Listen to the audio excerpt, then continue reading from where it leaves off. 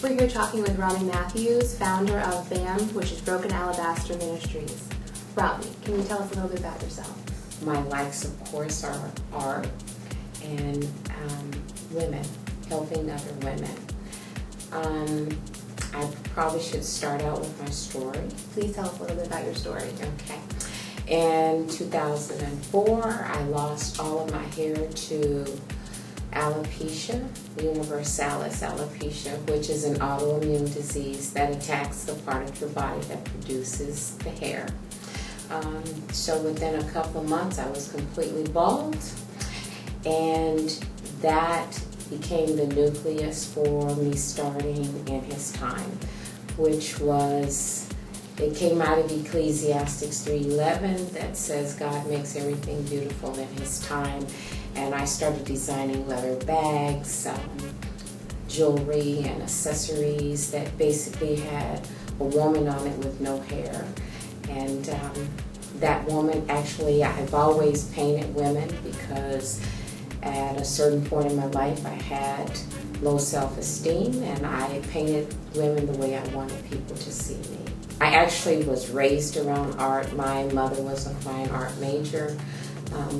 And so I grew up with art around me.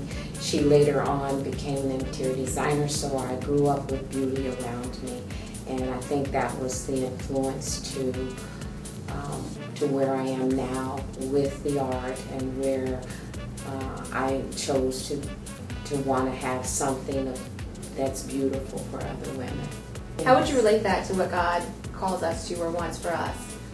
Well, I think in God's eyesight, He said that we're fearfully and wonderfully made. Mm-hmm. So I believe that He looks at us as being beautiful, especially when we allow Him, or we yield to Him to recreate us and make us into His image. So that kind of ties into what you're now doing currently. Yes. So tell us, from your past business, you had a new vision for this particular ministry after you stopped with that. Is that correct? Yes. Okay. I had started traveling with my business In His Time, and I think often we need to have heart checks where we not only have a heart check, but we have a motive check to see why we're doing what we do. Mm-hmm. And God was not really pleased at the direction I was going after, because I was chasing the wealth and the things of this world as opposed to our riches, which should be stored in heaven.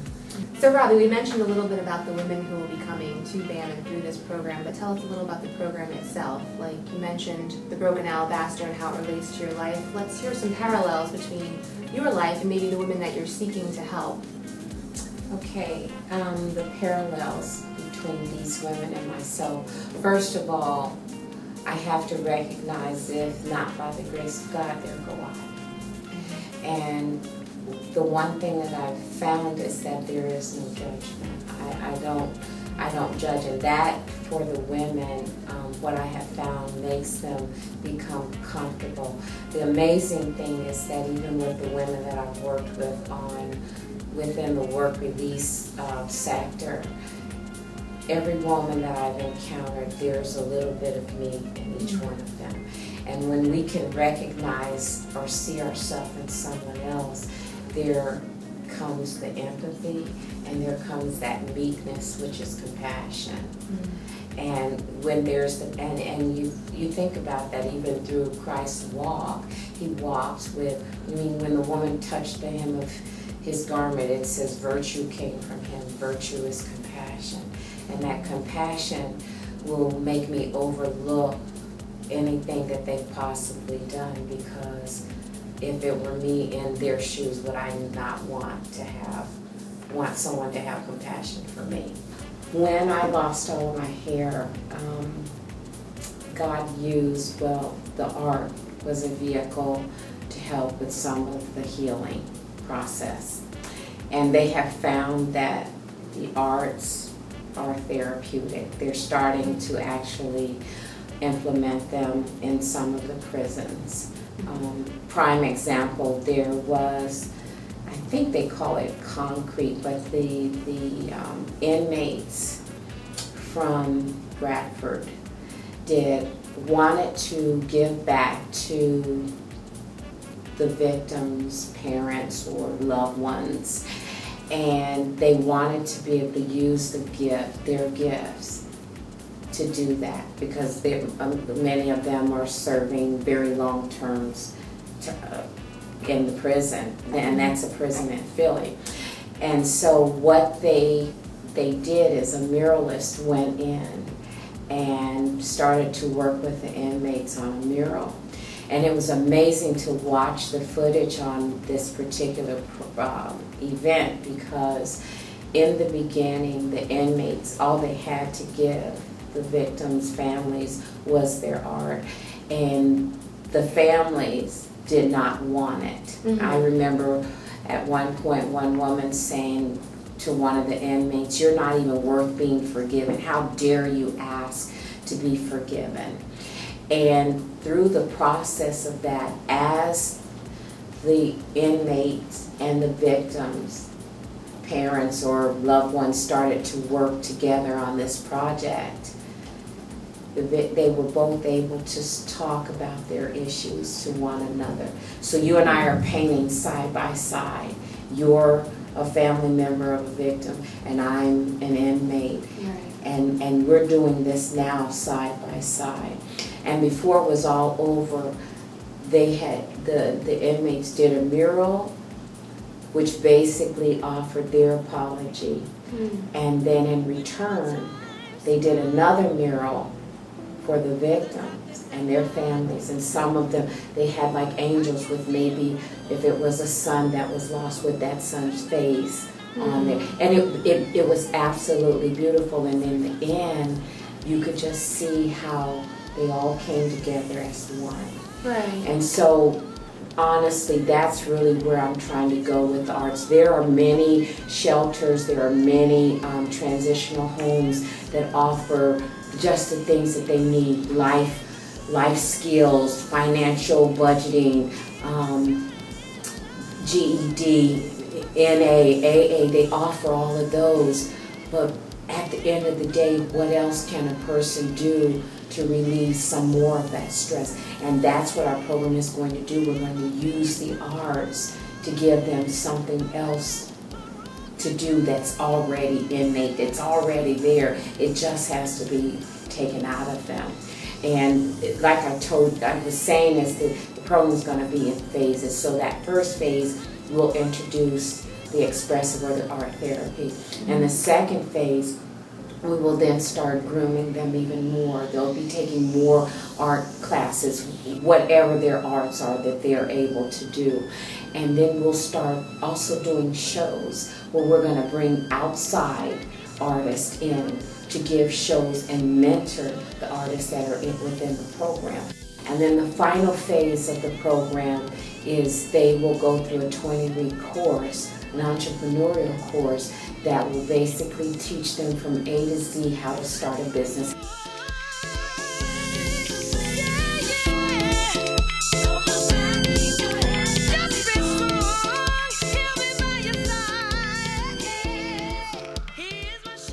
My dad died when I was 12 in a motorcycle accident, and I went to live with my mother.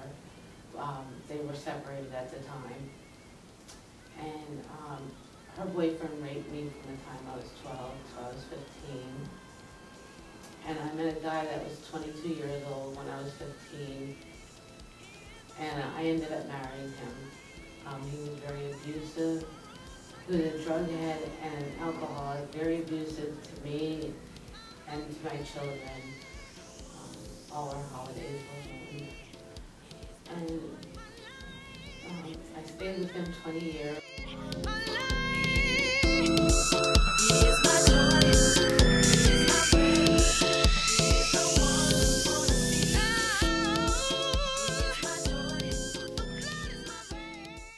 What do you feel as a daughter? What do you feel like you've missed the most? Like, if both of your parents could be here, what would you say to both of them? What have you missed the most? Everything. My life. Why? My mother was sick. She had lupus. That's why she died. I played basketball. I played field hockey. I played every sport you can imagine. Nothing more there. Like my mom, the only reason why she couldn't be there, it was because of her illness. But it made me not want to do it no more because there was nobody that could be there for my basketball practices or my games or this and that, and I couldn't go to dances. I feel like I missed out on a lot of daddy dances. There's been one time I was on a 6 month campus street at my girlfriend's house when I was 11 years old. You know, my dad was out here hustling, and he drove right past me, beat the horn, waved. Haven't seen that man in 3 years. And I felt alone, and I just was very angry.